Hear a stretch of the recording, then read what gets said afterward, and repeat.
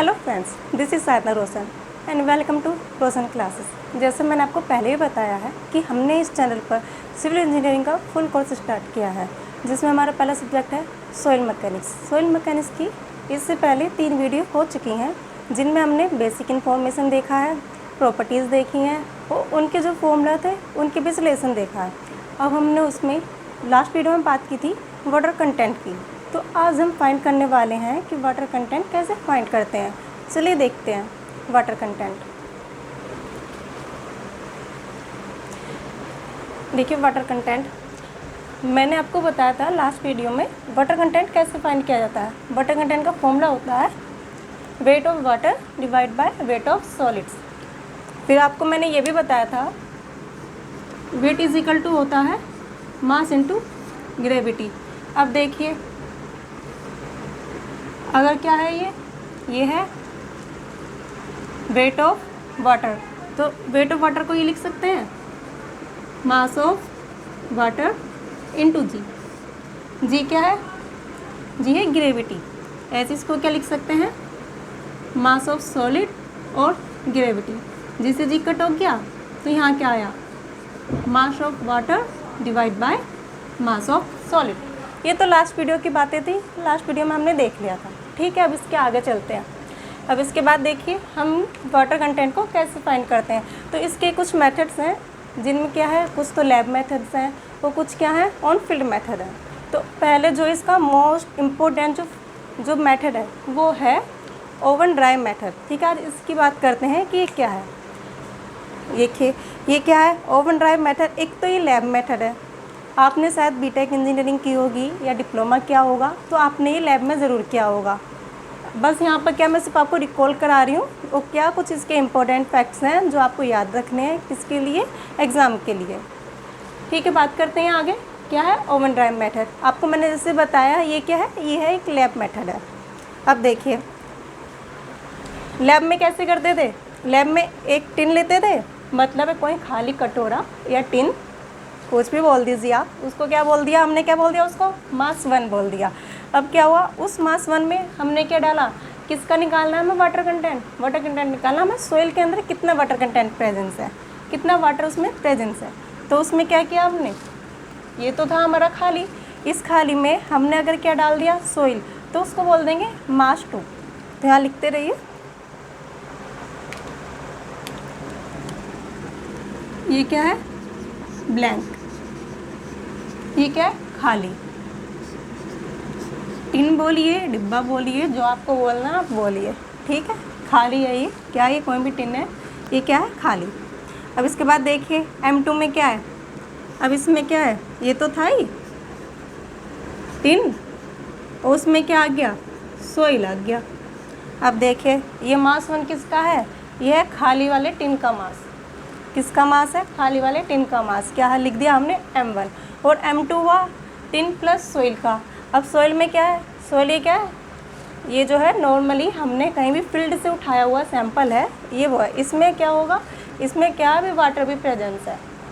अब इसके बाद क्या होता है, अब देखिए हमने खाली टिन का डिब्बा लिया, उसके अंदर हमने क्या किया सोइल फिल कर दिया। सोइल फिल करने के बाद हमने क्या करना है, हमें ओवन के अंदर जो हमने लिया था सैंपल टिन के अंदर डाल के उसको ओवन के अंदर डाल देना है और उसका टेम्परेचर रखना है 105 से 110 डिग्री सेल्सियस। ये नॉर्मल सॉइल के लिए होता है, नॉर्मली हम क्या लेते हैं 105 से 110 डिग्री सेल्सियस। देखिए यहाँ लिखा हुआ भी है। ये क्या, ये तो सिर्फ थ्योरी है, ये तो सिर्फ आपको नोट डाउन करनी है, बाकी ये सब मैं आपको बोलकर बताने वाली हूँ। ये क्या, ये इसलिए लिख दिया है कि आपके नोट्स भी अच्छे से प्रिपेयर हो जाएँ। ये बात करते हैं किसकी, तो हमने क्या लिया मास 1 क्या हुआ टिन, मास 2 में क्या आया, मास 2 में टिन भी आ गया और क्या आ गया सोइल भी आ गया, सोइल सैंपल। अब देखिए उसको मैंने क्या कहा, उसको मैंने किया मैंने उसका किया, उसको मैंने ओवन के अंदर 24 आवर के लिए रख दिया। 24 घंटे के लिए मैंने उसको ओवन में रख दिया। उसको ओवन में रखने के बाद जब मैंने उसको निकाला, फिर मैंने उसका मास क्या ओवन में रखा। क्यों था ओवन में रखा था, इसलिए जिससे उसके अंदर का जो वाटर है वो ख़त्म हो जाए, वो निकल जाए। तो उसके बाद क्या बचा, ये बचा M3। M3 में क्या है, M3 में क्या है, अब देखिए M3 को M3 में क्या है, टिन है और सोइल तो है, लेकिन सोइल में वाटर नहीं है। मतलब इसमें क्या है, tin plus soil minus water. क्या है इसमें, टिन है, सोइल है और क्या नहीं है, माइनस वाटर। अब ये देख लें यहाँ तक। अब आप बताइए, मैंने इसका 105 से 110 डिग्री सेल्सियस ही टेम्परेचर क्यों लिया? ये इसलिए लिया क्योंकि 110 डिग्री टेम्परेचर से अगर ज़्यादा मैंने इसको गर्म कर दिया तो इसका क्या है, इसका स्ट्रक्चर, इसका जो क्रिस्टलाइन वाटर है, इसका स्ट्रक्चर क्या होगा, डैमेज हो जाएगा। इसका जो क्रिस्टलाइन वाटर है वो डैमेज हो जाएगा। ऐसी कोई भी चीज़ नहीं है जिसमें पानी ना हो।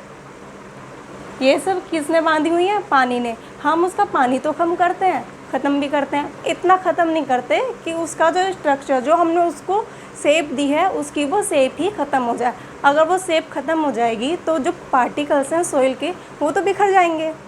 जो सोइल के पार्टिकल्स हैं वो क्या है, वो तो बिखर जाएगा। तो हमारी शेप देने का कोई फ़ायदा ही नहीं रहा अगर हमने उसको इतना गर्म कर दिया। कभी देखना, जो मनिहार होते हैं, मनिहार बोलते हैं, जो मटका वगैरह बनाते हैं, वो क्या करते हैं, वो उन्होंने मटका बनाया, उसको क्या गर्म करते हैं, उसको क्या पकाते हैं। तो इतना पकाते हैं जिससे कि वो पककर मजबूत हो जाए, पर इतना नहीं कि वो पककर क्या हो जाए, बिल्कुल बुरबुरा सा हो जाए कि उसके जो सॉइल पार्टिकल्स हैं, जिस मिट्टी से वो बना हुआ मटका है, उसका क्या हो, वो मटके का स्ट्रक्चर ही तहस नहस हो जाए, उसका स्ट्रक्चर ही क्या टूट जाए। टूट जाए मतलब उसके जो पार्टिकल हैं वो सब अलग अलग हो जाएं। क्या इतना नहीं करते उसका, तो क्या करते हैं कि इनमें इतना पानी हमेशा अवेलेबल रहता है कि जो हमने बनाया है उसका स्ट्रक्चर हमेशा ऐसा का ऐसा ही रहे, मटका जैसा है जैसा वैसा का वैसा ही रहे। उसको क्या पकाया जाता है, पर इतना नहीं पकाते कि हाँ कि उसके पार्टिकल्स ही अलग अलग हो जाए। तो हमने यहाँ पे सिर्फ इतना ही टेम्परेचर इसलिए लिया, अगर हम उसके आगे करते हैं तो उसका क्रिस्टलाइन वाटर क्या है, वो ख़त्म हो जाएगा। ठीक है, समझ आया क्या होगा, उसका क्रिस्टलाइन वाटर क्या है, वो ख़त्म हो जाएगा। अब देखिए, मास 1 की बात कर ली, खाली टिन हुआ मास 1 और टिन प्लस सोइल हुआ मास 2। अब वही मास 3 क्या है, सोइल है और टिन है, और उसमें से माइनस कर दीजिए वाटर। अब देखिए हमारा वाटर कंटेंट क्या होता है, वाटर कंटेंट हमारा होता है मास of water divide by mass of solid. अब मास ऑफ सॉलिड में क्या है, यहाँ पे तो किसका आएगा, सॉलिड का। अब देखिए M3, इसमें क्या है, इसमें है टिन प्लस सोइल और माइनस क्या है, वाटर। टिन है, सोइल है और वाटर। अब देखिए ऊपर क्या आना है, ऊपर तो आना है मास of water. Mass of water कैसा आएगा, M2 को देखिए टिन प्लस सोइल, और M3 को देखिए tin plus soil minus water. अब देखिए अगर मैं इसमें से ये माइनस कर दूंगी तो क्या बचेगा, देखिए ज़रा यहाँ लिख देते हैं, अलग पेन से लिखते हैं। देखिए क्या है, टिन हुआ प्लस क्या हुआ, सोइल। अब इसमें से क्या माइनस कर रहे हैं, M3 को, तो ये क्या हो जाएगा, माइनस टिन, ये भी क्या हो जाएगा, माइनस सोइल, और माइनस माइनस क्या हो जाएंगे, प्लस, तो ये क्या हो जाएगा, प्लस वाटर। क्या हो जाएगा, प्लस वाटर। तो वाटर का क्या आ जाएगा, मास ऑफ वाटर कितना हो जाएगा, ये कट, ये कट, तो क्या बचा, सिर्फ क्या बचा, किसका मास बचा, वाटर का। आया इतना समझ आपको, ये मैंने क्यों कर दिया, हमारा क्या मोटिव है, हमें निकालना है, ऊपर तो अपने रखना है वाटर का मास और नीचे रखना है हमें सॉलिड का मास। तो ऊपर के लिए क्या करा, ये M3 में से माइनस कर दिया M2। अब देखिए नीचे क्या है, M3 माइनस M1, नीचे किसका आना है, सॉलिड का। इसी तरह देखिए tin plus soil minus water, और क्या है, M1। M1 में क्या है, टिन, तो टिन से टिन कट जाएगा, तो क्या बचेगा यहाँ पर, M3, ये है M3 और ये क्या है, M1। तो इसमें से क्या हो जाएगा, ये वाला टिन का क्या हट जाएगा, टिन वाला क्या हट जाएगा, तो क्या बचेगा सिर्फ, तो किसका बच जाएगा, खाली इसका खाली बच जाएगा सोइल सॉलिड्स का। तो किसका बच जाएगा, खाली सोइल सॉलिड्स का, क्योंकि वाटर तो पहले माइनस हो चुका है, टिन प्लस सोइल है, ये वाटर इसमें है नहीं, और इसमें क्या हो गया, हमने क्या किया इस बार, हमने इसमें से टिन भी हटा दिया, तो क्या बचा, ये क्या आ गया, सॉइल सॉलिड्स का। ठीक है, ये किसका आ गया, सिर्फ सॉइल सॉलिड्स का। तो ये कहाँ से आया, water content is equal to mass of water divide by mass of solid. ये क्या हो गया, m2 minus m3 divide by m3 minus m1। इसको आप ऐसे भी याद रख सकते हो, मैंने जैसे याद किया हुआ है। इसको ऐसे याद ना रखकर इसको बोलिए 23 और इसको बोलिए 31, बस ये चीज़ याद रखिए, आपको कन्फ्यूज़न नहीं होगा। इसको क्या बोले 23, इसको बोले 31, 23 31, ये ऊपर क्या आता है 23 और नीचे क्या आता है 31। इतना टाइम नहीं होता एग्ज़ाम में करने का कि आप इतना याद कर सकें, कि आप इतना कर सकें। वहाँ पे क्या होता है, डायरेक्ट क्वेश्चन करने होते हैं, ज़्यादा से ज़्यादा टाइम क्या होता है, हमें बचाना होता है। तो यहाँ क्या रखा आपने, ऊपर 23 याद रखिए और नीचे 31 याद रखिए, या ऐसे भी याद रख सकते हैं। यहाँ पर 3 है, यहाँ 3 आएगा, यहाँ 1 आ जाएगा, वहाँ क्या आ जाएगा 2, तो 1 2 और यहाँ दोनों के बीच में क्या आ गया 3, 1 2 और दोनों के बीच में क्या आ गया 3। या मैं इतने भी याद कर सकते हैं, जैसे हमने याद किया हुआ है 23/31, मैंने ऐसे याद किया हुआ है। ठीक है, अब आपको क्या बताया हमने, इसका टेम्परेचर 105 से 110 डिग्री सेल्सियस बता दिया, किस वजह से होता है, 110 डिग्री सेल्सियस से ज़्यादा नहीं लेते हैं ना, उसका क्रिस्टलाइन वाटर क्या होगा, ख़त्म हो जाएगा। देखिए यहाँ जैसे लिखा हुआ भी है मैंने, क्या होगा, उसका स्ट्रक्चर क्या होता है, डिस्ट्रॉय हो जाएगा। अब देखिए अगर ऑर्गेनिक सोइल है तो टेम्परेचर क्या होता है 60 डिग्री सेल्सियस ही रखना होता है, इतना भी नहीं रख पाते हैं हम ऑर्गेनिक सोइल में, इतना ही रखते हैं। उसके बाद अगर हम इससे ज़्यादा रखते हैं तो वो क्या होता है, ऑक्सीडाइज हो जाता है। ऑर्गेनिक सोइल में क्या होते हैं, ऑर्गेनिक सोइल बोले तो इनऑर्गेनिक में तो जैसे आ गया जो बनते हैं पत्थर वगैरह, देखे आपने पत्थर के टूट फूट से जो बनते हैं वो तो होते हैं क्या इनऑर्गेनिक। और जैसे कि कोई प्लांट्स वगैरह जिसमें प्लांट्स की प्रेजेंस हो, मतलब ऑर्गेनिक प्रेजेंस हो, तो उनको बोलते हैं ऑर्गेनिक सोइल। तो ऑर्गेनिक सोइल क्या, अगर हमें वाटर कंटेंट निकालना है तो उसमें टेम्परेचर रखते हैं 60 डिग्री सेल्सियस। अब देखिए अगर क्या है जिप्सम क्या होता है CaSO4 × 2H2O, इसका टेम्परेचर 80 डिग्री सेल्सियस से ज़्यादा नहीं रखा जाता, इसका टेम्परेचर 80 डिग्री सेल्सियस से ज़्यादा नहीं रखा जाता। क्यों, अगर हम इससे ज़्यादा रखते हैं तो इसमें क्या, ये वाटर जो है ना, ये जो वाटर है, ये वाटर क्या है, इवापोरेट हो जाएगा और क्या होगा, ये जो जिप्सम का स्ट्रक्चर है, इसका स्ट्रक्चर ही क्या होगा, डिस्ट्रॉय हो जाएगा। तो इसका स्ट्रक्चर क्या होगा, डिस्ट्रॉय हो जाएगा। हमें वाटर कंटेंट तो निकालना है पर इतना नहीं निकालना कि हाँ हम उसको डिस्ट्रॉय कर दें, हमें वाटर कंटेंट निकालना है पर इतना कि हम जो स्ट्रक्चर बना रहे हैं उसका स्ट्रक्चर स्टेबल रहे, बना रहे। इतना नहीं कि हमने वाटर ही निकाल दिया कि उसका स्ट्रक्चर ही टूट फूट हो जाए, उसका स्ट्रक्चर ही क्या हो जाए, डिस्ट्रॉय हो जाए, इतना नहीं करना हमें। ठीक है, ये सारे फॉर्मूले इसी बेस पर हैं कि वाटर कंटेंट तो निकलेगा पर इतना निकलेगा कि स्ट्रक्चर क्या होगा, डिस्ट्रॉय नहीं होगा। इसलिए ये कुछ लिमिट्स दी हुई हैं, ये डार्क लिमिट्स दी हुई हैं। जैसे इसका टेम्परेचर 80 डिग्री सेल्सियस से ज़्यादा नहीं रखते, इसका टेम्परेचर 60 डिग्री सेल्सियस रखा जाता है। ठीक है, ये क्या हो, ये है सबसे इम्पोर्टेंट मेथड, सबसे ज़्यादा इम्पोर्टेंट मेथड यही है। इसके बाद भी मेथड है, उनमें से तो कुछ क्वेश्चन आते हैं वो भी डार्क पूछे जाते हैं, लेकिन ये वाला सबसे ज़्यादा इम्पोर्टेंट है। आप मेंस वगैरह भी लिखेंगे तो मेंस में भी आपको क्या पूछ लिए जाते हैं ये।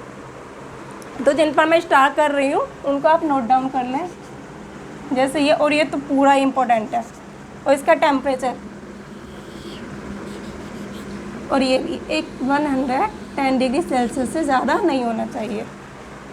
और एक ये किसके लिए, ऑर्गेनिक सोइल के लिए 60 डिग्री सेल्सियस होना चाहिए टेम्परेचर, और जिप्सम के लिए इससे ज़्यादा नहीं होना चाहिए। ठीक है, अब क्या बात करते हैं, अब करते हैं, ये तो हुआ हमारा पहला मेथड। अब बात करते हैं दूसरा मेथड, ये है एल्कोहल मेथड। एल्कोहल मेथड में ज़्यादा कुछ आपको याद नहीं करना, आपको बस क्या पूछ लेता है, आपसे पूछ लेता है कि ये क्या है, ये क्रड मेथड, क्रड फील्ड मेथड है, बोले तो रफ मेथड है, बस ये पूछ लेगा आपसे ये क्या है, ये क्रड या रफ फील्ड मेथड है। अगर पूछे क्रड मेथड है तो क्या, एल्कोहल, क्रड मेथड क्या होता है, एल्कोहल मेथड होता है।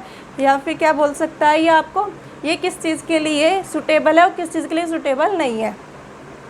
जैसे कि ये क्या है, ये ऑर्गेनिक सोइल के लिए सूटेबल नहीं होता, इसमें आपसे सिर्फ दो ही चीज़ पूछ सकता है। जैसे कि ये क्या है, ये क्रड या रफ मेथड है, रफ फील्ड मेथड है। या फिर क्या पूछ सकता है आपको, ये किसके लिए सूटेबल नहीं होता, तो ऑर्गेनिक सोइल के लिए ये सूटेबल नहीं होता। किसके लिए सूटेबल नहीं होता? ये ऑर्गेनिक सॉइल के लिए सूटेबल नहीं होता। इसमें आपके सिर्फ यही 2 पॉइंट हैं जो इम्पोर्टेंट है। इसमें क्या ये इतना सब है कि 60 डिग्री सेल्सियस इसका होना चाहिए, जिप्सम का 80 डिग्री सेल्सियस ज़्यादा नहीं होना चाहिए। इसका टेम्परेचर 105 से 110 डिग्री सेल्सियस होना चाहिए। और ये बाकी इसका प्रोसीजर है। और ये फॉर्मूला याद रखिएगा, ये फॉर्मूला क्या होता है, आपको डायरेक्ट ही पूछ भी लेता है और आपको इसमें निकालना भी पड़ सकता है कि वो आपको क्वेश्चन दे देगा कि मतलब ये दे देगा वो आपको कि कहीं उसने टेस्ट किया है कि उसमें ये इसका मास 1 ये है, मास 2 ये है एंड मास 3 है, एंड आपसे ये वैल्यू निकलवा लेगा। इसको देखिए, इसके आगे क्या भी और देखते हैं, आप इसका स्क्रीनशॉट भी ले सकते हैं।